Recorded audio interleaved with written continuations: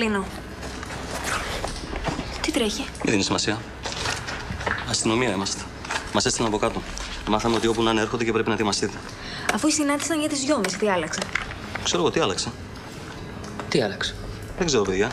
Αλλά να προσέχετε γιατί μας είπαν ότι οι τύποι πλοφορούν. Δεν νομίζω ότι θα προλάβαν να κάνουν τίποτα. Καλά, θα τους φάμε λάχανο, δεν συζητάμε. Δεν λες τίποτα. Έλα, Δημό. Ξύπνα γιατί θα ανοίξουμε νωρίτερα. Και γαμώ τις αποκλειστικότητες, Ωραίοι. Όντως. Δεν μου λες, έχεις από εκείνη την ταινία που κολλάει?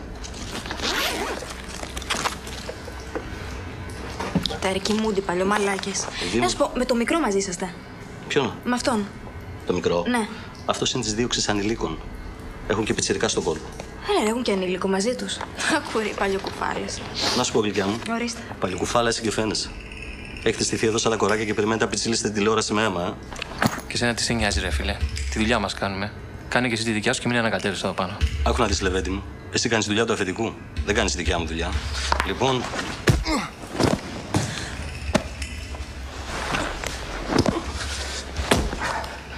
Διάλειμμα για διαφημίσεις.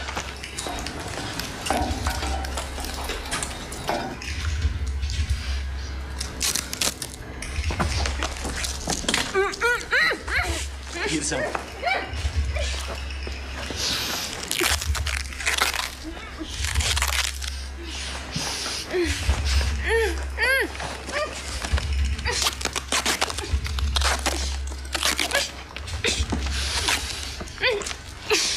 Μικρά, σε περιμένω κάτω.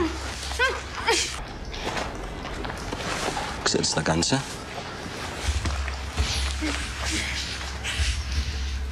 Εκεί και εκεί. Είναι δύο δικοί μας με καραμπίνες. Αν κουνηθείς...